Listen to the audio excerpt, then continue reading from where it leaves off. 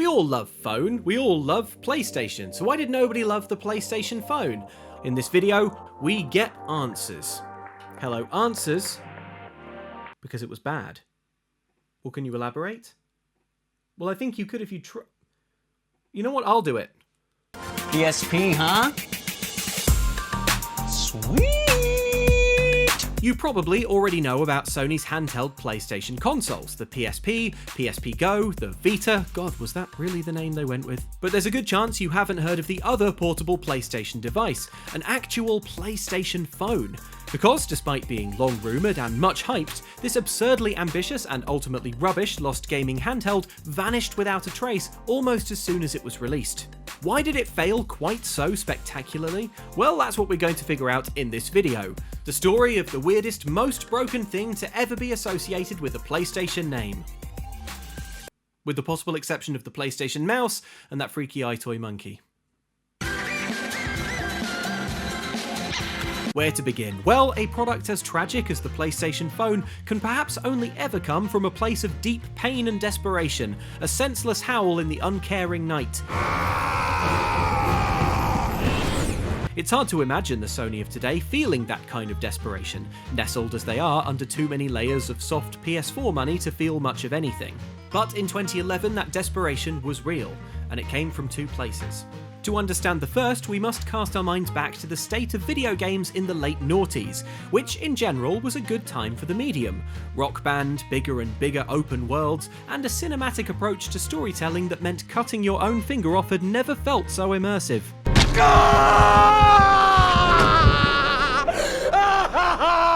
Well, there goes your Rock Band career, Ethan, you muppet. That was the situation on home consoles, but at this time an entirely different gaming trend was bubbling up. And it was bubbling up right in your jeans pocket. No wait, let me rethink that phrasing. The trend in question was playing games on your phone, something that exploded in popularity around this time, with all sorts of weird, addictive and frequently very good games racking up millions of downloads on the iOS and Android app stores. They were cheap or free, but could still make bucket loads of money, and anyone with a smartphone could play them, which was a lot of people.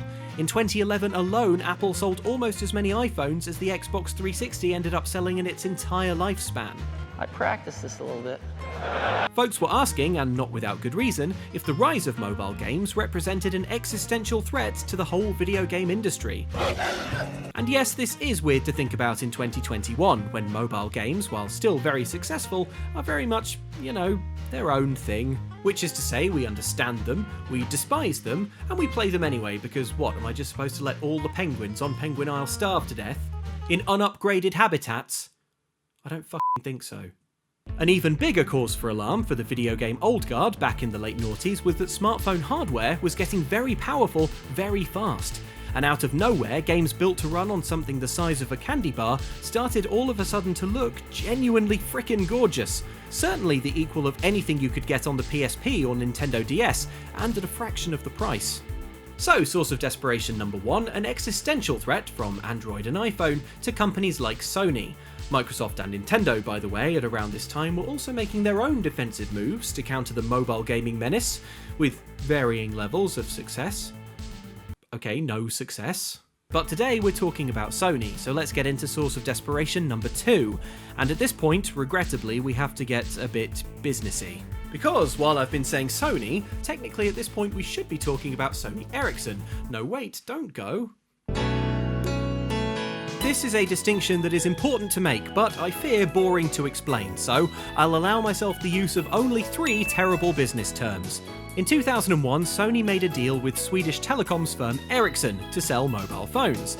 The new joint venture, Sony Ericsson, was good for Ericsson, whose phone business was hemorrhaging cash, and gave Sony an easy way into a growth market. Over the next decade, Sony Ericsson capitalized on the popularity of Sony's key verticals, making camera phones with Sony's CyberShot camera branding, and music-focused phones with the Walkman logo on. This paid off, and by 2007, Sony Ericsson had a healthy market share, on par with... money was good. At least money was good for a time. Can you guess where on this chart the iPhone came out? Oh, and also the economy collapsed. What we were seeing was the rise of the all-touchscreen smartphone, and firms on the crest of that wave like Apple, HTC and Samsung were making bank, while those slow to adapt like Nokia and Sony Ericsson were fighting for air. By the turn of the decade, Sony Ericsson had gone from being a serious contender to losing hundreds of millions of dollars. So, source of desperation number 2, the Sony Ericsson mobile business is tanking. Combined with the threat of mobile gaming from earlier, suddenly a PlayStation phone starts to look like a no-brainer. After all, Sony Ericsson had previously sold a lot of phones by borrowing Sony's other famous brands, Cybershot, Walkman, Bravia, but never Aibo. God, I miss Aibo. So you can well believe the rumours that were swirling in 2009 that Ericsson had pitched a PlayStation phone to its partner Sony. But, the reports ran, Sony said no, seemingly more protective at the time of its gaming division, even in the face of growing financial disaster. Word was that Sony would only ever contemplate a PlayStation phone if it built it itself. That's just a rumour, but what we do know for sure is that at some point the folks at Sony HQ were persuaded, and the Sony Ericsson PlayStation phone was built. But when you see what it turned out to be, well, for my money, Sony was never really all in on this thing, and it showed.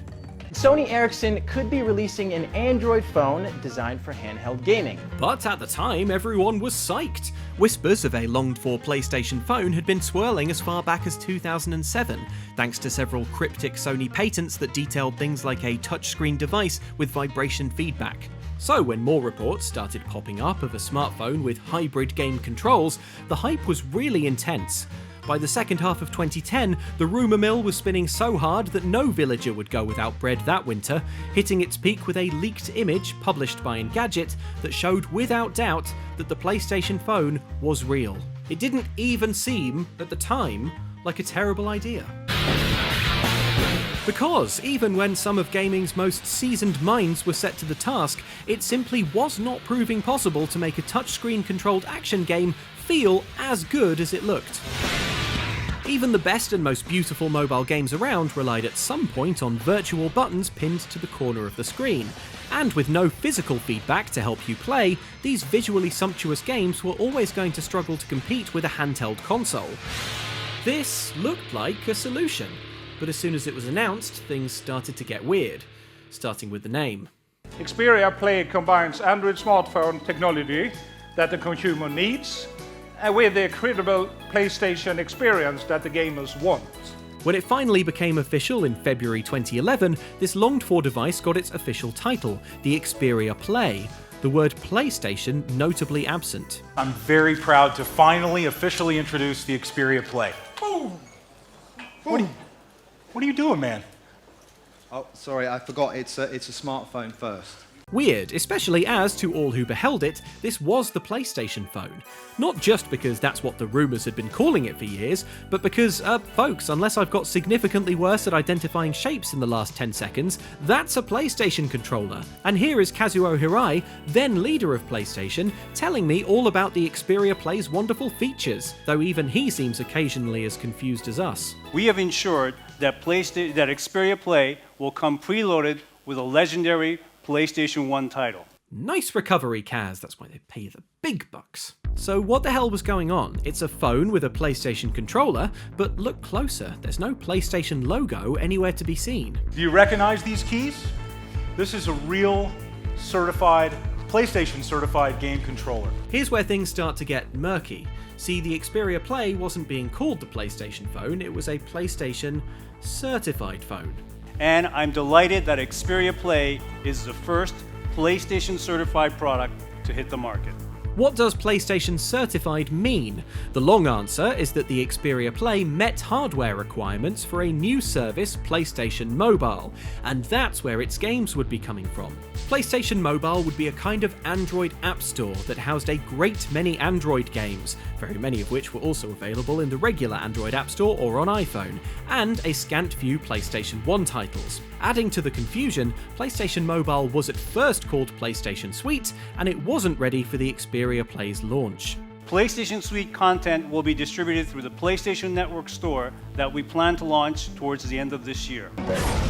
The shorter answer to what PlayStation Certified means is that it was quickly becoming clear the Xperia Play was not going to be the place you played games like God of War Chains of Olympus, released on the PSP in 2008. It was the place you paid £4 to download Crash Bandicoot 1 from yet another Android app store. If that sounds messy and bad, well, good instincts, because it was. It sucked. It was a real mess. I actually reviewed the Xperia Play in my previous life as a tech reporter, and I remember the frustration getting bounced from App Store to App Store just trying to find a decent game that worked for this certified device, a losing battle when even the pre-installed games had buttons mapped wrong. With gaming, these buttons will usually, but not always, be used for navigation within the game. Crash Bandicoot, that 15-year-old game, had been ported so lazily it still tried to scan the phone for a PlayStation memory card. And when you were playing a game on this smartphone hybrid, you ran the risk you might lose all your progress since the last time you saved if anyone, actually called you. Hey, bud. Remember that back then if you had a phone, people would sometimes just call you. They were dark times. Every minute was joyless. At the time, I wrote that trying to get games onto the Play was like falling down a well full of spiderwebs, which, who knows, maybe was a more relatable analogy in 2011 than it seems now. It was 10 years ago. Well, signage has come so far. You almost never fall down them now. And the ones I have fallen down have been spotless. What the Xperia Play needed was to be a PSP Go that doubled as a smartphone, and like the PSP Go and the Vita that would follow, to get its games via the PlayStation Store like a proper handheld console. What we got instead was the path of least resistance, an Android phone that played Android games, some of which sort of worked with the physical buttons, a bit. Triple kill, bitches, you just hit the fuel tank! The Xperia Play arrived with a Super Bowl ad and a huge and frequently upsetting marketing campaign. Bloody hell. But none of those commercials was nearly as upsetting or weird as the phone itself, though not for lack of trying. Holy hell, Sony Ericsson, were you all getting enough fresh air? Whoa! Yeah! Sony Ericsson didn't disclose sales figures, which is not a good sign. But there was some evidence to suggest that in the first month, those PS1 games were getting download figures in the low hundreds. Sony Ericsson's gambit was that gamers would be so dazzled by physical controls, they wouldn't care what there was to play. And they were wrong. There was never an Xperia Play 2, although in 2020 photos appeared of what was supposedly a prototype. Only a small handful of other Android devices ever got PlayStation certified, and having failed to compete at all with the other app stores, in 2015 the PlayStation Mobile App Store was shut permanently. And so ends the story of the weirdest sort of PlayStation product ever. Born out of desperation, it could have been amazing, and if you ask me, it's clear that Sony never really put its weight or much enthusiasm behind it. But with the benefit of hindsight, maybe that was the right call. A smartphone with a built-in game controller sounds cool, but here we are 10 years later with absurdly powerful handheld consoles, and I don't think anyone wants their Switch to also do WhatsApp. So that's why the Xperia Play failed so hard. I guess a PlayStation phone is just one of those things we only think we want, like hotel toiletries. And if there's a lesson here, maybe it's that we would all be a little happier if we would just let go. Oh, no, that's gone in the keyboard. Yeah, kitchen towel, tea towel, literally anything, because it's sinking in.